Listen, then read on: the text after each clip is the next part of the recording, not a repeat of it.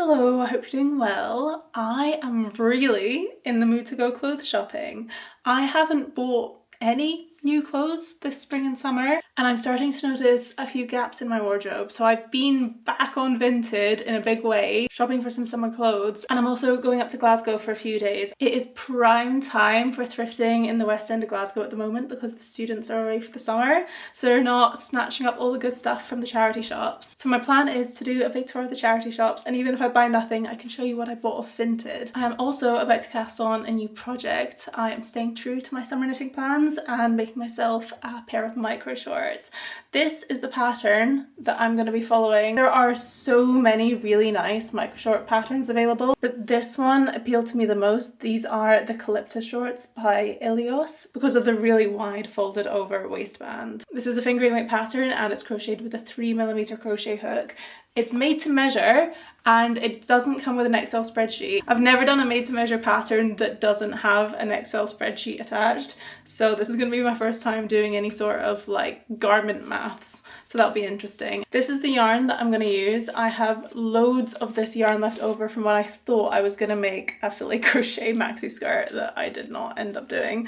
This is Hobby Seashell. It's a cotton linen viscose blend, and this is in colour number 1. This is a really nice off-white colour. I do also have some red fingering weight yarn that I was considering doing these shorts in, but I think white is the safe choice. I really like wearing white trousers and white shorts, so I've got a good proof of concept. I'm going to do my gauge swatch and take my measurements, and then we're going to go on a big thrift adventure.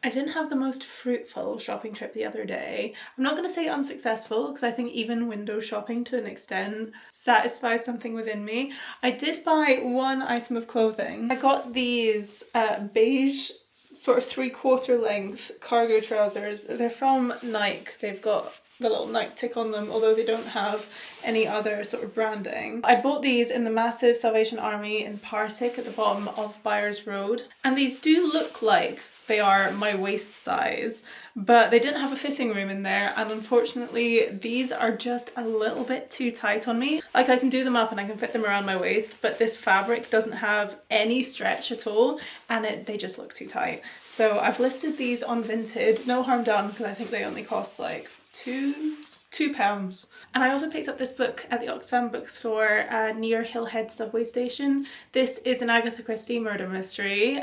This is The Mirror Cracked from Side to Side. It's a Miss Marple mystery. Agatha Christie books are kind of my secret weapon when I'm either in a reading slump or feel like I'm about to go into a reading slump. And I've been reading a lot recently. I've been reading in the morning before I get out of bed just for like half an hour, but I can feel my enthusiasm for that waning off. So I picked this up to get me back into reading, and it's already worked. I'm already almost 200 pages in. I'm like halfway through. I do find it kind of weird how hard it is to find Agatha Christie books in charity shop, considering how many of them there are and how many there must have been printed. So every time I see one, I just snatch it up. On the crochet shorts front, last night I unraveled all of the work that I had already done and restarted. So this is all I have to show for myself, plus a lot of unwound yarn that I'm hoping won't get too tangled. The pattern is very, very well written.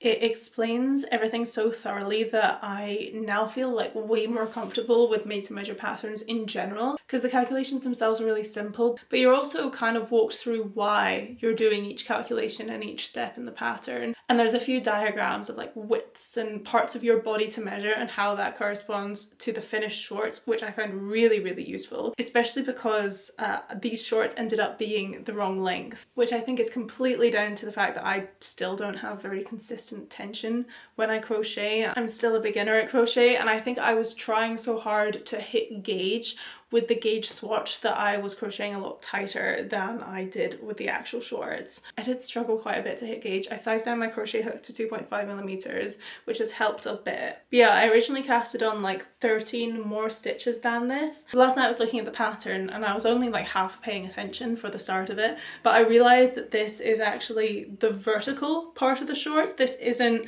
like the waistband or anything. Like, you work it vertically in panels like that. So then I like checked the length and I thought, oh, you know what, these shorts are looking a bit longer than I wanted. So I measured this and then I compared that to the measurements that I'd made earlier for how long I wanted the shorts to be, and I realised I was pretty off. But because I'd already started it, I just counted how many stitches I would have to take off for it to be the right length. The pattern says that this is only a 15-hour project, but I think this is going to take me a lot more, partly because I have a wider body than the pattern designer, but also because this is crocheting through the back loop only, which I am still quite slow at. However, I did look on the weather app and there's going to be a bit of a mini heat wave next week, so I really want to try and get this done quickly so I can wear it then. But before I continue on with my crocheting, I want to tell you a little bit about the sponsor of today's video, which is WaterH. So WaterH make this smart water bottle that has not left my side since I first got it. I never know how much water I drink in a day. The idea of tracking it sounds like way too much effort, but this water bottle has been encouraging me to drink so much more water. First of all, it's massive. This is almost a full litre of water in here. It's stainless steel and it stays cold for up to 24 hours. It also keeps ice frozen in it, and it's got this little screen at the front. And if you tap it, it tells you what percentage of the way you are to meeting your water intake goal. So I'll show you how it tracks my water consumption. Right now I'm at 29%, and if I take a little sip, you can see it immediately goes up and I'm now at 30. The bottle also links to an app in your phone. It works just fine without the app, but there is so much extra like data and functionality available within the app. So you can see, it tells me exactly how many milliliters I've drank today. I'm someone that's really motivated by numbers-based goals, for better or for worse. But having my water bottle have this percentage on it means that not only do I know how much water I've drank that day, but I'm more motivated to hit 100% every day. I'll leave a link in the description to where you can buy one of these water bottles, and thanks again to WaterH for sponsoring this video.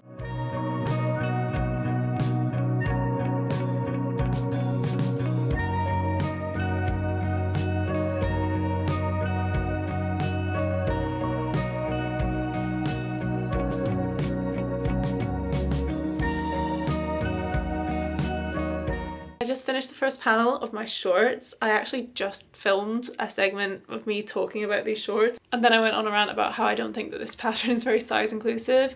Then I looked on the pattern designer's Instagram, and then I realised I think the fault is more with me than with the pattern. So first let me talk to you about what I've done, and then I'll explain my thoughts about what's just happened. So the shorts are constructed with 4 panels. So this is the first front panel, then there'll be an identical other front panel and 2 back panels, and you'll see them all together at the end. I did crochet the number of rows that the pattern suggested to me based on my gauge swatch, which has used up most of one ball of yarn. This is how much I have left of this ball, so I think for me this is going to be a 4-ball project. There's a slip stitch waistband here, and I didn't do a very good job of finding every single slip stitch, and I realised my mistake and then increased again. So you can see it's got a bit of a dip here. I'm going to try and go back in and fix that to make it look even and straight. So where have I been mentally with this? The gripe that I had that I went on about for ages is that this slip stitch waistband is a lot less stretchy than the single crochet rest of the panel. And you are meant to do your gauge swatch in the main stitch, which is the single crochet. And so all of the measurements and instructions given are based on the stretch of this panel and not based on the stretch of the slip stitch. And I started getting really worried because I don't really believe that this length of waistband is going to be able to get over my hips. I've got quite a big hip to waist ratio. So I can show you what I mean with the difference in stretch of the stitches. So it's meant to sit like here on my body, and this single crochet is easily going to stretch to cover the front part of my body. But then this slip stitch, this is meant to sit here and it's barely covering it. And how the hell is that meant to get over the wider part of my hips? So that's what I was freaking out about. But then I was looking through the pattern designer's Instagram highlights about these shorts, and they'd said that they made another pair of the shorts in 100% cotton, and that they'd had to add 4 extra rows to each panel to allow for how much less stretchy cotton is than wool.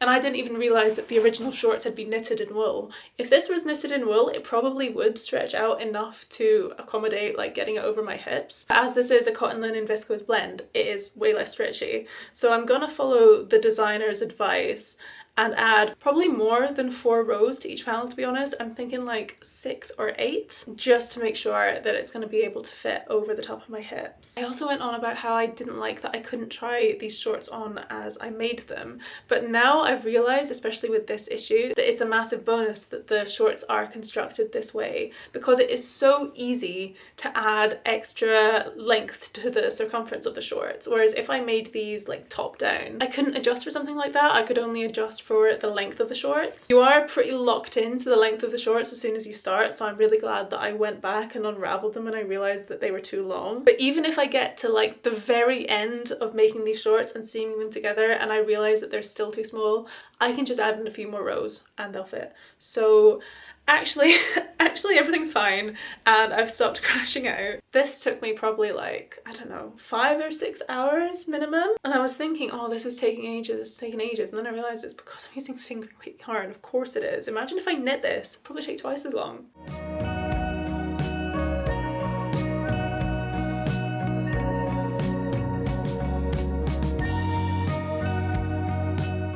I'm off to my local charity shops today, mainly to donate stuff. I'm really bad at donating to charity shops actually.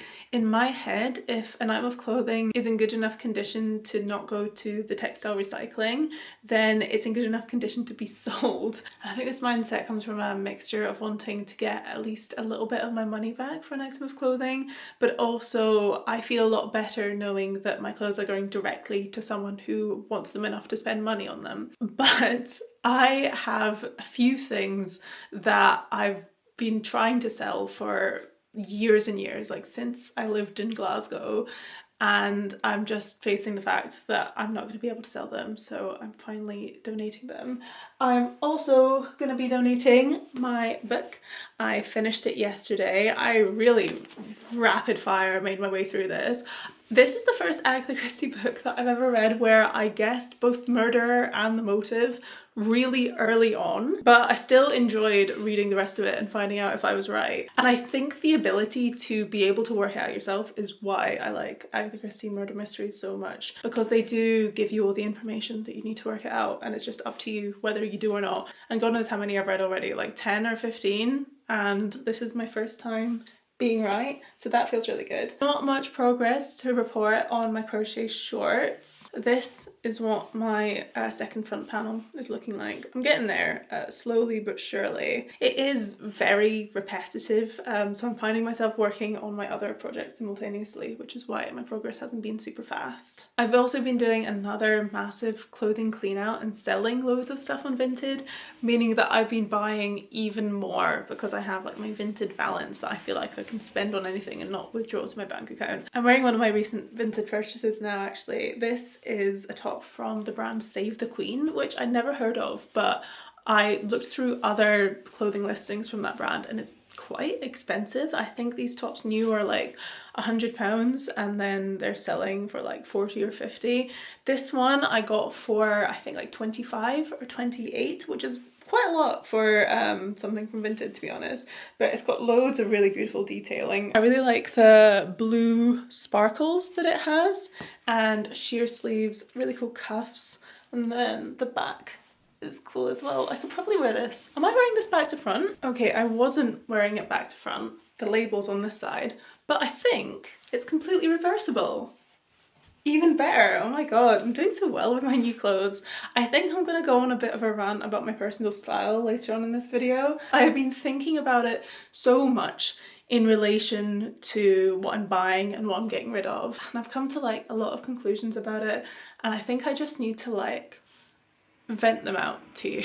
I also have a lot of imposter syndrome around it though, because I don't think that like my outfits are groundbreaking or like fashion influencer worthy, but I'm really happy with what I'm wearing at the moment, and I have been for a year or so. And I think I'm getting pickier and pickier with my clothes, which is probably why I'm not doing much actual shopping at the charity shop. Maybe we'll find something today though. Who knows?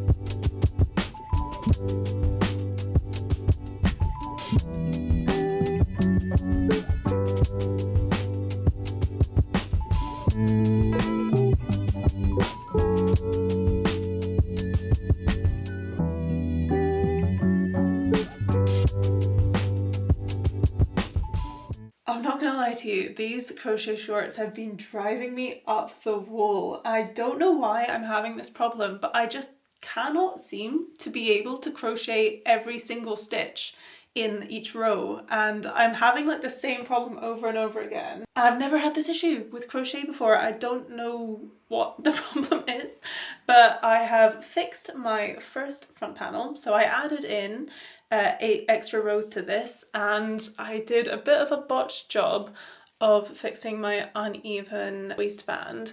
It took me ages to figure out how to do this. I thought it would be really easy to add a few stitches in, but it really wasn't. So I'm not super happy with how it looks, but I think maybe once it's blocked and once it's stretched out, it's not going to be super noticeable that this is a bit screwed up. It certainly looks better than it did, so that's kind of all that I can hope for.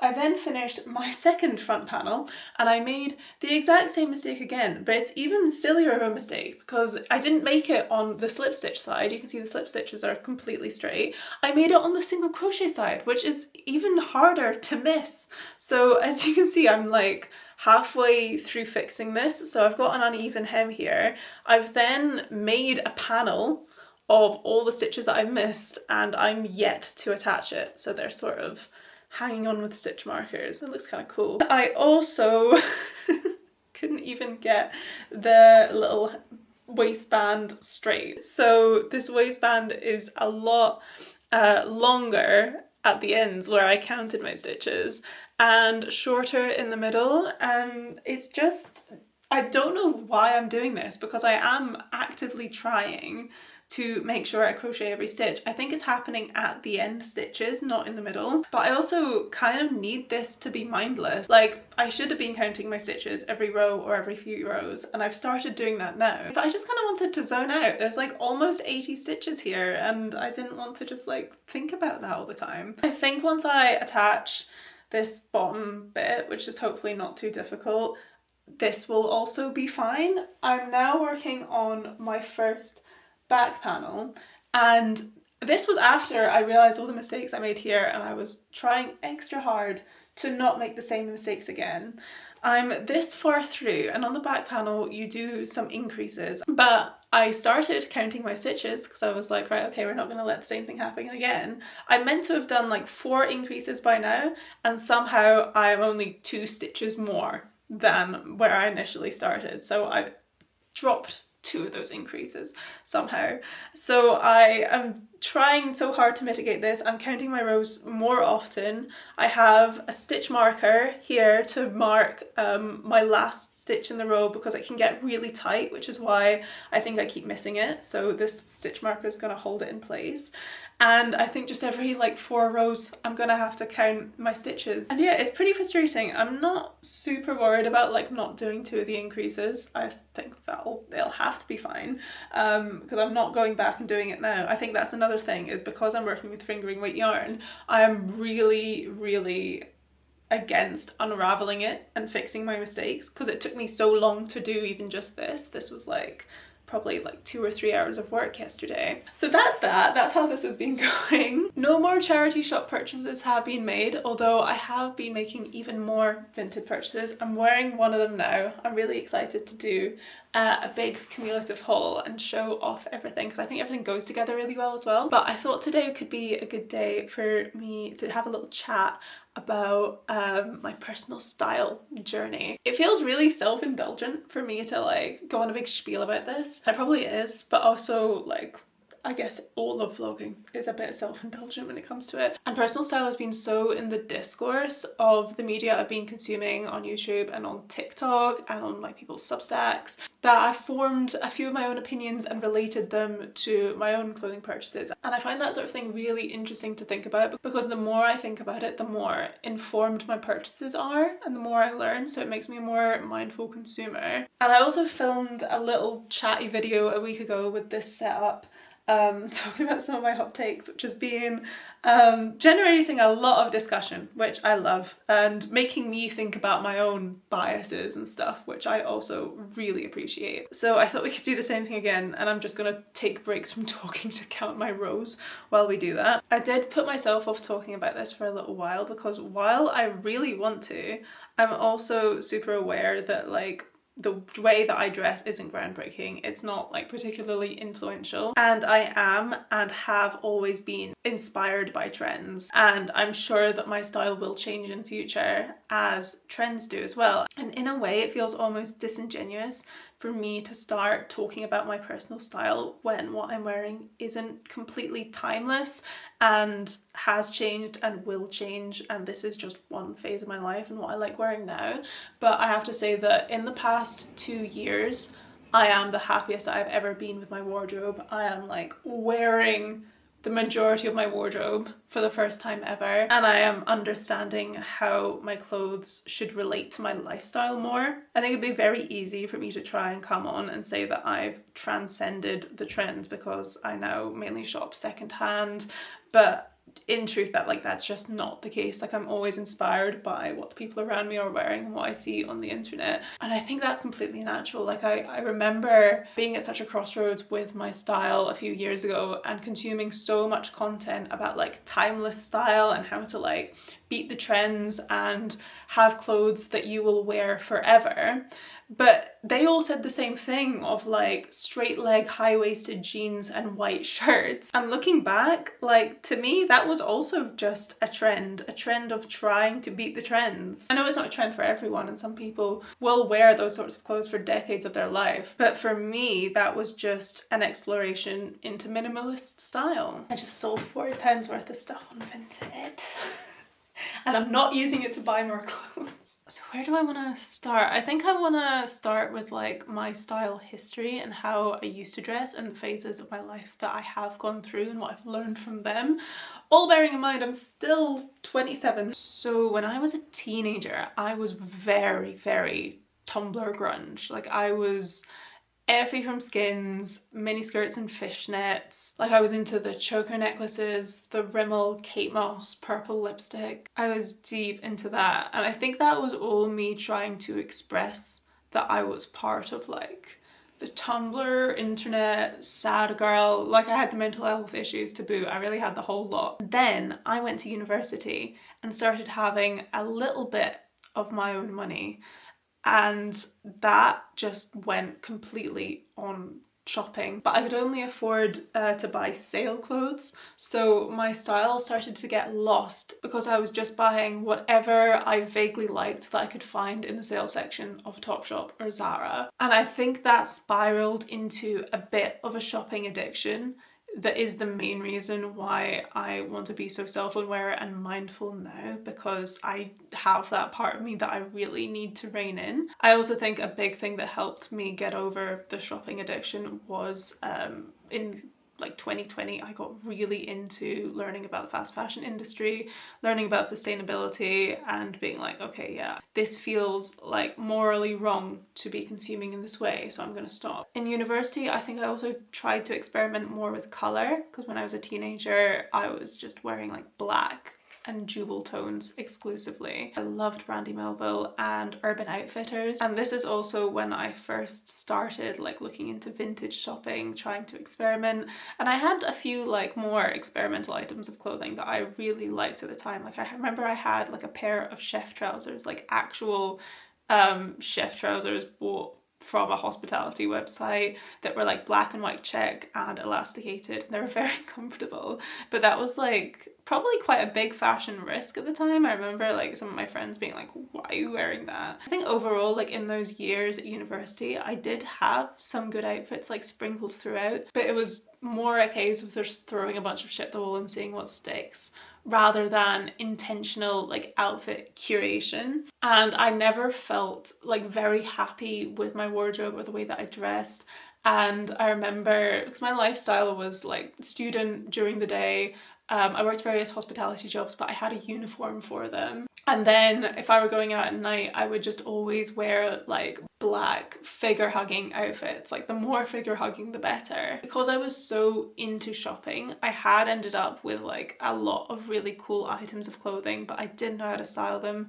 I didn't know what I was doing, and I didn't like my wardrobe as a whole. Then I graduated in 2019. I got a corporate job, and I started taking Instagram more seriously. I'd been posting on Instagram like sporadically, but at this time I got really more invested in it and creating like lifestyle and fashion and aesthetic content on there. And I got completely sucked up into the beige aesthetic Instagram trend because I was feeling so lost with what I was wearing and so like chronically unhappy with my outfits. And the thing with the beige aesthetic way of dressing is that number one, it's so easy. It's so easy to just reduce your wardrobe to a certain color palette of like white, beige, black and light blue denim. That is literally all I wore for like 4 years. Everything goes together, and it ends up being quite nice to have those restrictions on certain colors when you start shopping, and everyone loves it. Like not many people dress that way in real life. I know you see it a lot online, and especially like 5 years ago you did see it a lot online, but in real life like people will always compliment you on your outfit, tell you look chic. And I was also getting a lot of validation online, and so I just got really sucked into this beige way of dressing. And I think that choosing this like minimalist color palette still comes across in a lot of ways. I think it's still like really present in the way that I've chose to design this room. I gave this room a makeover like 2 years ago, and I think I would do it quite differently if I did it now. I would at least get like sort of less. Well, I really like the mountain poster, to be fair. That's the Eye of the Sky, I think. But the Monet one just really isn't me anymore. I would replace that with something a bit more colourful at the very least. But it was such a relief to be able to play it so safe and not think about my clothes at all, and have things consistently, at the very least, look cohesive and okay. And I do really think that being on Instagram and wanting to make content that did well on Instagram informed a lot of my purchases back then, which in a way was nice because it did push me to have an aesthetically pleasing flat. Like I remember I bought a bunch of really pretty looking plates and cups so that I could take like little like croissant in bed type pictures. But like it's actually a really nice experience eating from plates that are as pretty as that, but it's the sort of thing that you wouldn't buy for yourself otherwise. So it wasn't like a completely awful like just living for the internet type era. And also this was the first time in my life where I had enough money to buy more than just like the cheapest clothes available to me. And as I wasn't interested in colour or pattern anymore, I started caring a lot more about the fit and like the texture of the clothes, which I think I still care very strongly about now. But one of the main issues that I had with my wardrobe at that time is that I always felt like I was getting dressed up whenever I was wearing any of the clothes that fit this aesthetic. Like if I were not doing anything that day, like maybe I was just going to the grocery store or, you know, just going on a little walk, I wouldn't be wearing those clothes because they almost felt like too dressed up for my lifestyle, too formal for my lifestyle. Like the amount of times that I would actually reach for the clothes that I thought were me and my style was not the majority of the week. It would be like if I was going for like out for coffee with someone that could maybe even take an outfit picture of me. And even though I had an office job, and you would think that like all these beige blazers, beige wool coats, like white jeans and leather shoes would all be very appropriate office wear, the reality was that I was cycling to work every single day and I couldn't wear any of my nice like leather boots or loafers or whatever. I'd have to wear trainers. I also would be going to the gym like most days, and again didn't want to bring like 2 pairs of shoes with me, so I would have all of these really like nice minimal leather shoes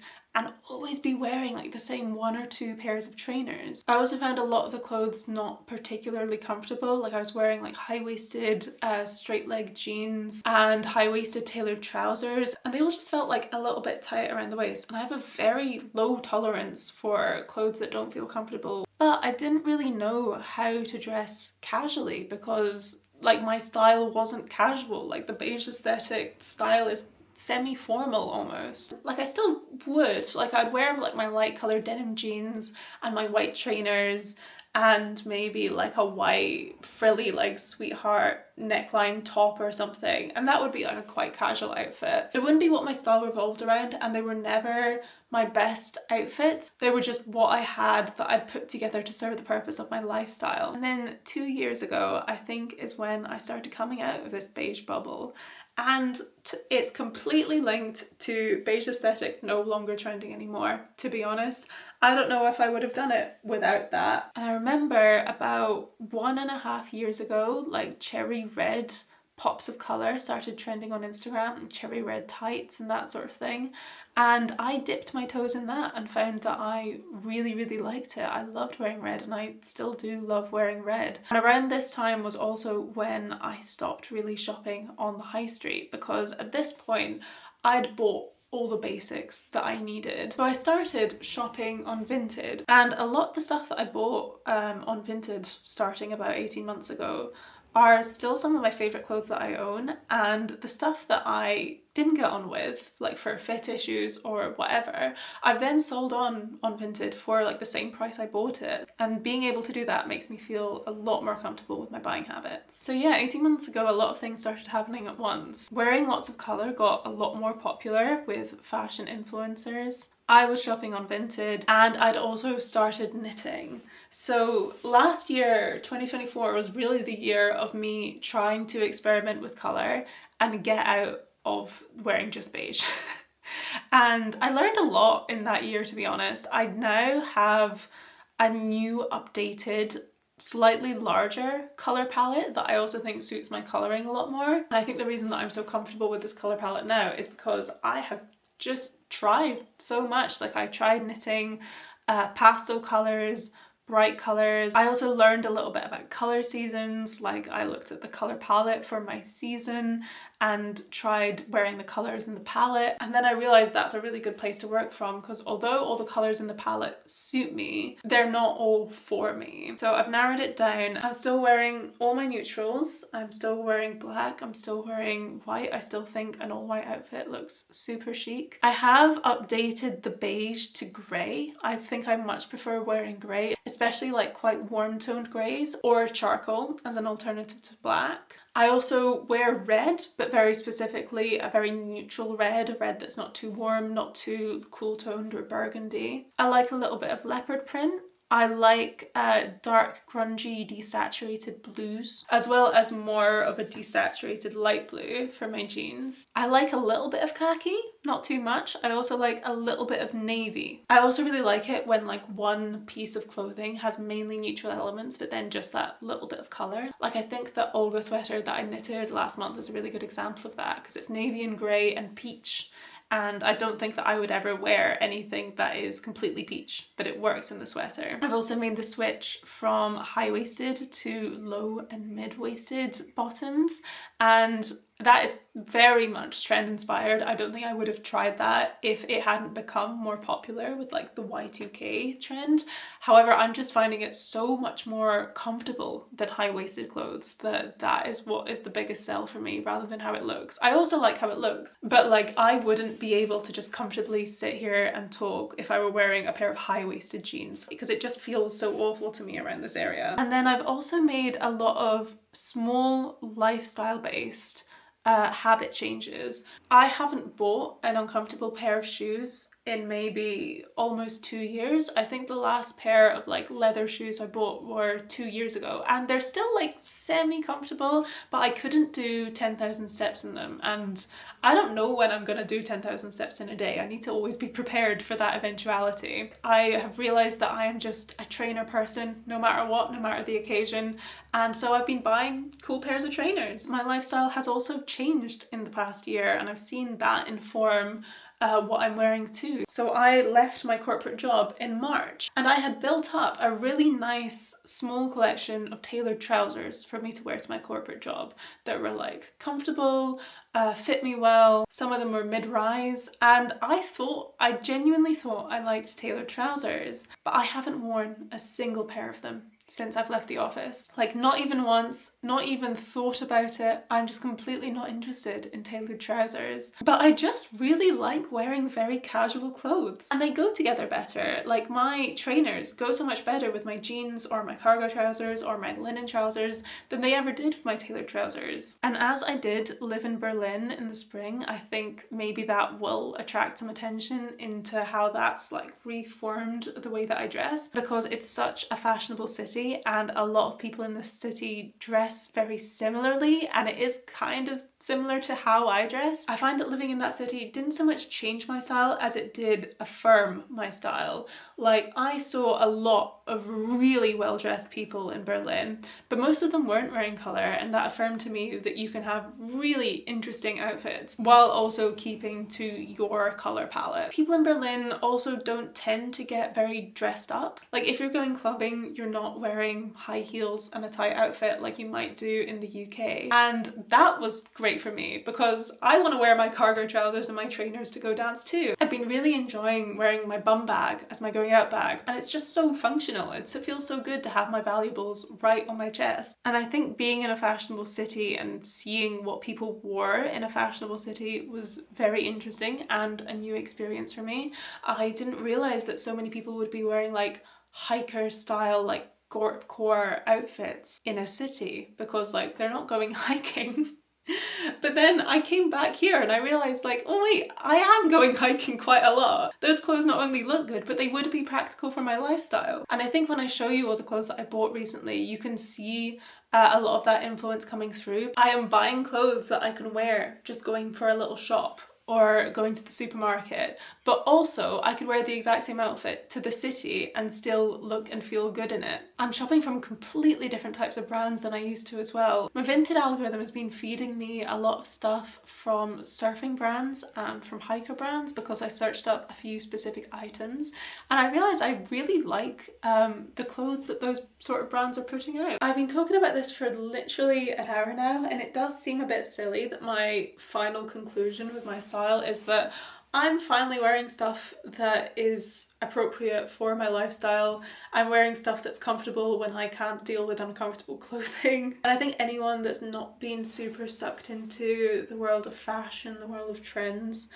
will think that that is so obvious. And it is probably a bit silly that it has taken me so long for me to reach this conclusion too. However, I'm also really happy that I'm at a place where every day when I put on my clothes, I like them. Like, I really like them, and I'm comfortable in them, and I don't feel like too dressed up or too dressed down. I probably could go on about this for even more longer, but my throat is actually starting to hurt from monologuing this much. So I'll wrap this up. Hopefully next time you see this it will be bigger and not completely squint like the other two.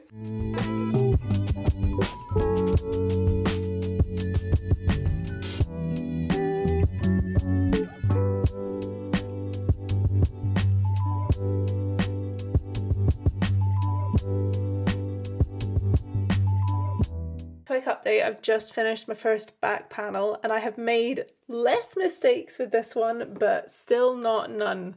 So I did less increases than I was meant to. I think I did like 3 or 4 less increases than I was meant to. I think the mistakes were happening at the start here. I could not see where I was making the mistake at all. I was being so careful with all my stitches, counting every few rows, and I just could not see what I was doing wrong. But then here for the second part, I just counted my slip stitches, just every single row, and made sure that they were all the same, and that seems to have worked for the most part. So I'm now going to have to try and recreate my second back panel to have the same sort of shape as this one. And hopefully I'm past like the mistake making part of this project, because I've been like flip-flopping between losing my mind over it and just not caring at all. I'm also a bit worried that these panels are still not wide enough. They don't seem like they're that big, but I think I'm only going to know when I'm able to try it on. I'm also worried that I'm going to run out of yarn. So I didn't realise how much yarn I had to start with. I knew I had more than 4 balls. I thought that would be more than enough. Turns out I have like almost 5, like 4 3/4, and I am down to my last 1.5. I think making this panel took 1.5, so I think it's going to be kind of down to the wire.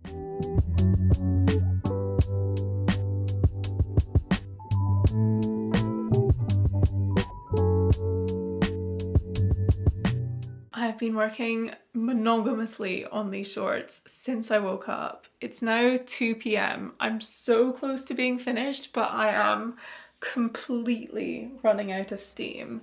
So I'm on my last panel. This one has been largely uneventful. Who knows, maybe I've actually learned to crochet.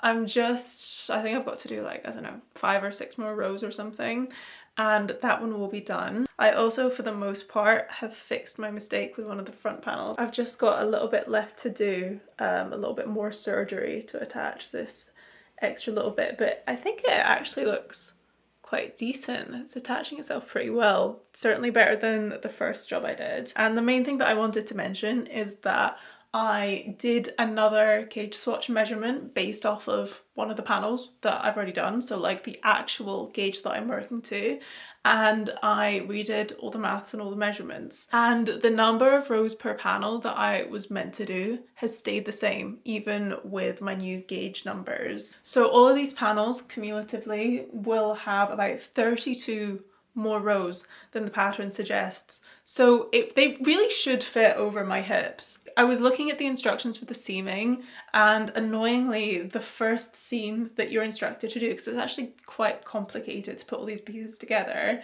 is for the front and the back panel. So that seam there, which is the seam that I would want to modify if these can't fit. So I think I'm gonna do that seam first and follow the instructions, but just not do the slip stitch part, because this is the non-stretchy part. This project has honestly really humbled me and my crochet skills. I kind of just want to see the back of it now. I'm also so close to running out of yarn. This is how much I've got left, and this is gonna have to get me through all the seaming and the like 5 or 6 more rows that I've got to do. I really hope that this is enough. I think I'm gonna take like an hour's break from it and then just hammer it out. Honestly, I'm finding it really stressful making something with absolutely zero knowledge of if it's gonna fit or not.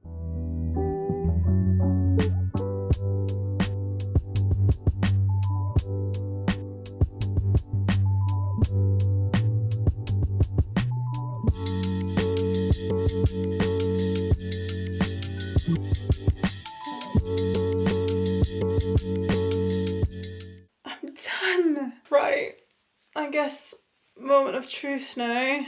Let's see if these fit. Oh my god, they fit. Oh my god, they're loose. How on earth are they loose? Each panel looked so small. What? These are too big. Oh no. Oh no, they're too big. I'm gonna have to undo them. I'm literally so frustrated that I'm just cutting the panel smaller. I wish I just listened to the pattern designer's instructions, because they would have been right and it would have been the right size if I hadn't done all those extra rows and spent all that extra time. If you are the pattern designer, I am so sorry that I didn't trust you. This must be a very frustrating watch to see me make all my own modifications for it to just make the shorts worse. It's almost 6 o'clock at night. All I have done today is try and finish these shorts, and I think this is good enough. I think this will do. I ended up removing like 10 rows from either side, so I think that means that overall these have maybe 6 more rows per side. Is it 6? Yeah, so 12 more rows in total than the pattern suggests, and to be honest, they are still a little bit loose. I probably could have just made these completely to pattern and they would fit the best. My brain is completely fried, honestly, so I think I'm gonna go decompress tonight and talk to you more about these shorts tomorrow. So just after I finished filming that last clip, I went to show my mum my shorts, and within like taking 2 or 3 steps out of the room, the shorts had just completely fallen down, like they were still too big. So I went and complained to my mum, who in her infinite sewing wisdom just took like one quick look at them and was like, they just need a piece of thick elastic around the waistband, which I knew was like a possibility for crochet shorts, but I didn't know that it would be like necessary. So my mum, angel that she is, just took the shorts to the sewing machine, and she has sewn this waistband down and put in a thick piece of elastic around the front. She's made it uneven, so the waistband is thinner at the back, because I think if it were any lower at the back there'd be a bit more of a risk of like my ass crack showing. And I was like crashing out because I just spent so much time working on these shorts and they just didn't look the way that I wanted to. But after she'd finished making the elastic, I have to say this is like kind of close to my initial vision. In an ideal world, I think I was looking for them to be a bit shorter at the front there, but I think if they were this short at the back, again, my bum would be falling out of them. So this is like a realistic sort of best case scenario, I think, apart from like the really homemade feel of them. Like they don't look very professional up close. Like even this seam that I had to redo, it's not completely even and matching up at the bottom half. You can see that the waistband is not like a completely straight line, and of course there's like my alterations that I had to do to make up for my uneven stitches. I'm so glad that I like how they look now.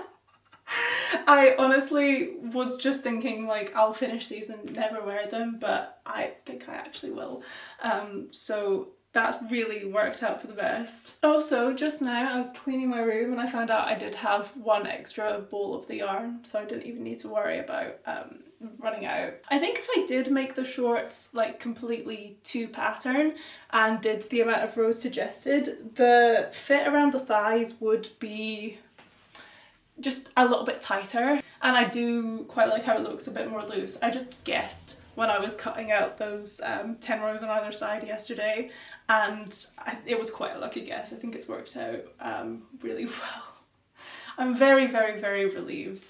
And it was a rush job at the end of it. Like, I think especially you can see I didn't end up doing the seams so that they would be invisible on the waistband. You can see the seam here. I still would totally recommend the pattern. Maybe you would have a much better time with it if you're a bit more of an advanced level crocheter and don't struggle to keep your stitch count even. I would say when you're taking your measurements, just make sure that you factor in where your bum crack is and where the bottom of your bum cheek is when you're taking your measurements, because when I took the measurements I took them all front on, but I really should have been paying more attention to how it looks in the back just so that you get full coverage. And I think if I were to take my measurements again, I would have took maybe 1 or 2 centimeters off the inseam here and added 1 or 2 centimeters onto the waistband, because I think the thicker the waistband the better it looks. I also would highly recommend getting some thick elastic and sewing a few crochet stitches in place into the waistband just so that everything stays put. I think even if the shorts did end up fitting you perfectly,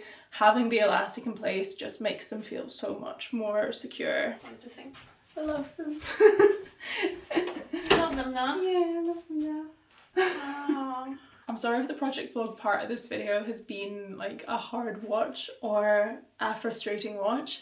I feel like most of my project vlogs, they're all pretty smooth sailing. Like I don't really have any major mistakes or slip-ups or need to undo a lot of the work. But not every project's like that. Sometimes things are difficult, and I probably wouldn't have finished these, especially not in this amount of time, if I weren't also filming the project and wanted to have like a finished object to show you. And now that I have them finished, I think it's all worth it. Like I'm ready to forget the struggles I had making these. So let's move on from these shorts.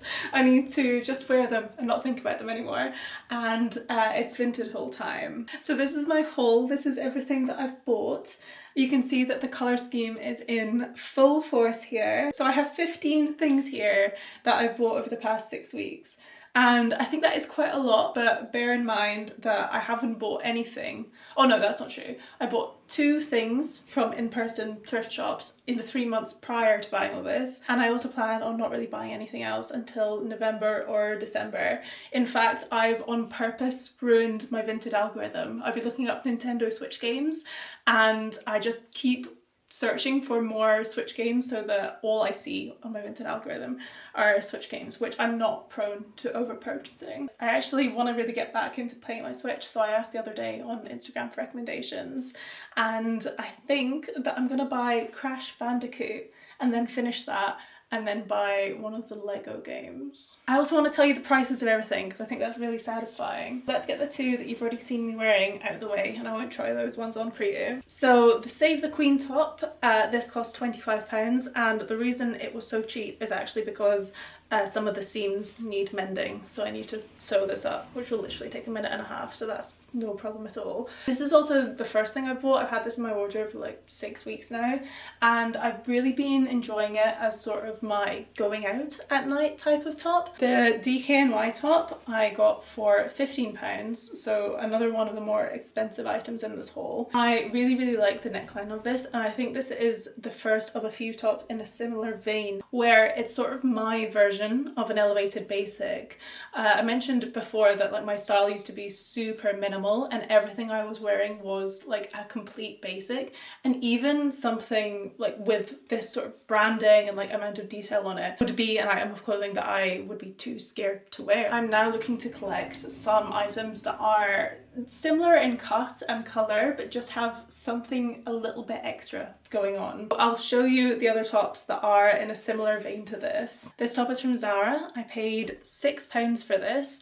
I wasn't sure of the fabric composition, so I was really glad to find out that it's actually cotton, and it is just a very basic grey racer neck top, but it also has these really cool buckles. So again, it's so close to the basics that I'm so used to and so comfortable wearing, but with just a little bit extra. I haven't yet worn this out on a day that I've sweated though, and I am a little bit worried that the sweat is gonna show through the grey. But then as this is cotton, if I find that to be a big problem, I'll just dye it black. This one is from Weekday. I paid only £4 for this, and again, like basically a plain white or off-white light grey top, but with just a little bit more interest. I do have even more actually. I think this is the majority of the haul is cool little tops. I did see a TikTok a while ago saying if you see a cute little top, you've got to buy it. There's a worldwide shortage of cute little tops, and I felt that very deeply. There are so many tank tops and sleeveless tops and things of that nature being sold, and the vast majority of them, what's going on? This one is from Urban Outfitters. It's actually new with tags. I still haven't taken the tags off, and I paid £8 for this one. I got this in a size medium, which I think I've bought most things in. I always forget about Urban Outfitters sizing, how their sizing is just like half a size or one size larger than it normally is. So this does fit me, but it was very loose around the bust, and my mum's actually made a little alteration for me and put some elastic in the bust to just ruche it up more and stop this like gaping open. I do often wonder about Urban Outfitters sizing though, because I should have bought a size small in this, right? Then it would have fit. But I'm a size 10, and then I'm sure like an extra small would be a size 8. But every time I go into Urban Outfitters, there's a lot of like young teenage girls in there. So what size are they buying? This is the one true basic top that I've bought in this haul. This is from Billabong and it was only £2. When I saw this come up on my Vinted feed, I just thought that this was a really nice looking neckline. I don't have that many black tops in my wardrobe, but they all get a disproportionate amount of wear from me because I don't feel the need to wear any sort of like nipple covers or anything with them. So this is a really nice little addition. They all are, to be honest. I know buying from Vinted doesn't always have 100% success rate, but I think I've been really lucky with everything. Everything fits me well and I love how everything looks. I'm on to my last cute little top. This one is very Y2K inspired. It's from Jaded London and I got it for £5. Honestly, when this arrived, I first thought that it was polyester because the material is so thin and stretchy, but it's not. It's actually 95% cotton. I think this is the closest thing in the haul that I have to something that's not a complete win, just because these fishnet style sleeves are just not the most comfortable material in the world. Like, I can really feel them on me. It's not enough to fully discourage me from wearing this, and I think that because this is mainly like just a grey t-shirt, I can just wear this in replacement of a plain basic grey t-shirt. Moving on to a few pairs of shorts now. I realised I had a real hole in my wardrobe for shorts that aren't just super basic, like stretchy cotton plain drawstring shorts. So I have these two pairs. This pair is from BDG by Urban Outfitters. So I paid £10 for these and I just thought that these are the perfect short version of my beige cargo trousers that I love wearing. They've got really nice little ruching details and bows on the sides and ruching on the back and the front, so they're just like a little bit more interesting than plain ass shorts, and they're just cargo trouser material, so they're very comfortable. The second pair of shorts is from Bench. These were more expensive. I paid £25 for these, but they just have that little bit of detailing that for me, again, this is my version of an elevated basic. So the pockets and the buckles, some branding and like some writing on the back as well. Really nice like low rise cut. And I think at this point probably a good idea to show you my one pair of shoes that I've got. I bought these hiking sandals. These are from a brand called Peter Storm, which I think is sold on websites like Mountain Warehouse. I paid only £5 for these and they've barely been worn, and I got these because the only pair of sandals that I have and can wear to walk long distances are my Birkenstocks, just my plain black Birkenstock Arizonas, but I bought them in like 2018. They're kind of nearing the end of their life, and I was thinking about maybe just getting like a replacement pair of Birkenstocks because I know that they work, but honestly every time I put them on I just feel like they're such a non-choice in creating like my outfit. Like, they're such an ultimate basic that I feel like they detract from the rest of my outfit, but I wear them all the time. So I went down a bit of a rabbit hole of just trying to find other comfortable sandals because I've bought so many pairs of sandals in my time and all of them have always given me blisters. So I ended up just going with like a walking brand, a hiking brand, and I actually think that the styling of these is perfect for me. Wait, let me show you what I mean. So these are my two most worn pairs of trainers. These are my Onitsuka Tigers. I bought these 18 months ago and I wear these like 5 or 6 out of 7 days a week. I love these. They're so comfortable and they go with everything. They look good. I love these. And these are my second most worn pairs of shoes. These are some New Balances.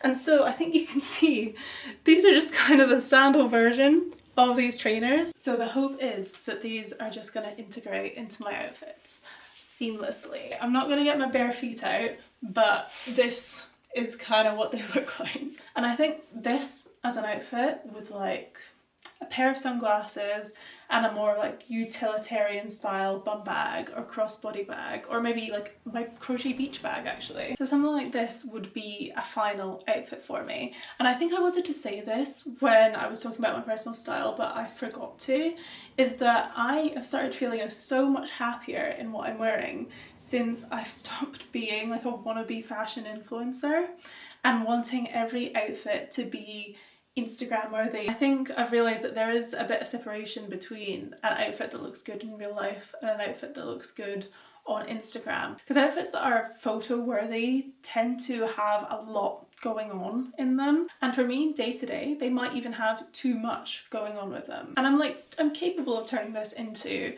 an outfit photo worthy outfit. Like, I would have to add maybe some big hoop earrings, some belly chains, maybe like a different kind of shoe, and do something more interesting with my hair, or put on some makeup, something like that. And then I'm also running the risk of, like, in my head feeling like I'm doing the most, like I'm doing too much. And I think day to day I do want my outfits to look more effortless, but also like be more effortless. Like, this is effortless for me to put all these together, but for me to accessorize it, that would require some thinking, which I'm not against doing sometimes, but I want to feel good every day, even when I don't want to be thinking about it. I also think that with all of the tops that I've bought recently, I'm finding a really nice balance between the basics that I'm so comfortable with and more out there pieces, because I think when I was first coming out of just wearing very basic clothes, I really overcompensated, and I bought some clothes that were just too much, too out there, and too difficult for me to style, and that I felt too uncomfortable in, because I was just so fed up of just wearing only basics. And now I feel like I'm more close to finding the balance. I also want to say with these sandals, actually, I have been targeted by the YouTube algorithm, of all algorithms, into watching barefoot shoe reviews, and I've been really sucked in. I really wanted to get a pair of barefoot sandals, and the reason that I got these instead were because these were £5, and barefoot sandals are like way more expensive. And I think that that may be the next step in my footwear, is to get into barefoot shoes. I really like the look of those gross little 5-finger shoes, because I do really like the look of tabbies, but I also think that they look very uncomfortable, and those 5-finger shoes are made for comfort. I'm a big fan of an ugly shoe, as you can probably see. I was actually considering for a hot second a pair of those Nike Air Rifts with the toe cleat in the middle, but I do think if I'm going to spend a lot of money on shoes in the future, it's probably going to be a pair of barefoot shoes. Next I have another very practical purchase. This is a little fleece that cost me £4, and I love the colour scheme of this, of course. Black and grey, what's not to like? But I don't own any fleeces. I don't have any hoodies or sweatshirts that are sort of nice enough for me to wear outside of the house, and every time it's a bit chilly and I want to go for a walk, I chuck on the exact same grey oversized Zara sweater, and I just thought it would be good to have more than one option. I think also just for like travel days, or to put in my bag as a layer, this is perfect. The last section in this haul is swimwear. So swimwear is a category of clothing that I have always struggled with. I have never felt that great in a bikini or a swimsuit, and in my years of buying swimwear, I've now collected a very small selection of bikinis that make me feel like quite good in my body to wear. But the thing is that absolutely none of them are very practical. Like, I can't really do many water activities besides like sunbathing and then like swimming a few laps of breaststroke without like them not being able to stay in place. So I wanted to get myself a few pieces of functional swimwear. It started by me just wanting to buy a rash guard so that I don't have to worry about like getting burnt when I go surfing, but it led me down a bit of a rabbit hole, and now I actually feel like I've got way better options for when I want to go to the beach. So I wouldn't wear these two together in real life. I would wear a bikini top with these surf shorts, or this long sleeved swimsuit just on its own. But the swimsuit is from Primark. I got it for only £2 and it's never been worn, and I just thought that this would be the perfect thing to bring with me anytime I'm going somewhere where I know I'm going to surf, because I'm always just so worried about getting burnt when I'm out in the water that it makes me stay for less long than I maybe otherwise would want to. And also with surfing, like whenever I would surf in a bikini, anytime I would fall off the board, before I would resurface I would just have to like readjust the top. So I'm really excited to not have to do that anymore. And then these surf shorts I got for £5 there from Billabong, and I also got these as an option to surf in, but they like work for way more things than that. I wore these the other day with a tankini top to go paddleboarding, and I felt so much more comfortable carrying my paddleboard through my village to the sea in some shorts with my bum covered and basically a crop top. Like before, I literally would refuse to walk through my village in a bikini, so I was just always paddleboarding in a wetsuit even when it was way too hot for a wetsuit. And this is my second option for the beach. So this weekday bikini top, it's still new with tags. I got this for £4, and these board shorts are men's. They're from the brand O'Neill and I paid £10 for them. They are a men's medium, which is a little bit big for me. I'm going to ask my mum if she could take them in at the waist just a little bit. It is a reciprocal arrangement between my mum and I, by the way. I darn all her socks. And I got these shorts because I was watching a TikTok ages ago about someone saying how they felt like just way too exposed when they wore bikinis, and they just felt like they had way too much flesh out. And I ran to the comments immediately because I totally agreed with the sentiment, and I saw like 1 or 2 comments saying that what they started wearing is men's board shorts with a tiny little bikini top. And then within the same week I saw a clip from H2O Just Add Water, which is a 2000 show set in Australia about teenage girls being secretly mermaids, and they were all wearing this tiny little bikini top, men's board shorts. And I have to say, I love it. I love it so much. Like I would never feel comfortable being on camera in a full bikini, but this is fine. I also really like how my tattoo looks with this bikini top. This was the first tattoo that I ever got. I got this when I was 18. And I kind of flip-flop between liking it and not liking it because all my other tattoos are fine line, so this is a bit of an outlier. But then when I actually get to see it, I realise that it does actually still look very good. I'm so glad that this was my first tattoo decision. I could have done a lot worse. I'm so glad I came across this combination tab as my swimwear, because as I've gotten older, and I'm pretty sure this is quite a widespread sentiment, I have realised that I don't like showing quite as much flesh as I used to when I was 18. Like I used to be all about like the fully figure hugging clothes and as much skin showing as possible. That's how I felt the most attractive, and I think it's quite natural as you get older to like shy away from that a bit more. And now I feel like I'm in more of an in-between phase where I like having like a tight-fitting skin showing top half and then a baggy bottom half, which is easy to do with my normal clothes, but it's harder with swimwear because I feel like all of the popular options for swimwear are either very small and tight-fitting bikinis and swimsuits, or they're bikinis and swimsuits that have been cut to look like full coverage knickers and a full coverage bra, and I don't like how that looks either, so I'm glad I found a solution that works for me. I also think that these board shorts are feeding into the part of me that really wants a pair of like jorts. I think jorts would suit me and my style really well, however I don't want to be wearing that much denim in the heat. So for me, I think they would be a bit of a climate confused purchase. Anyway, I think I've tried to pack an awful lot into one video, so I think I'll wrap this up now. Sorry about the shorts. I hope that my experience hasn't deterred you from buying the pattern if you were thinking about it already. And I hope that me doing a deep dive into the psychology behind every single clothing purchase that I've made recently has at least been semi-interesting. Thank you so much for watching, and I'll see you in the next one. Bye!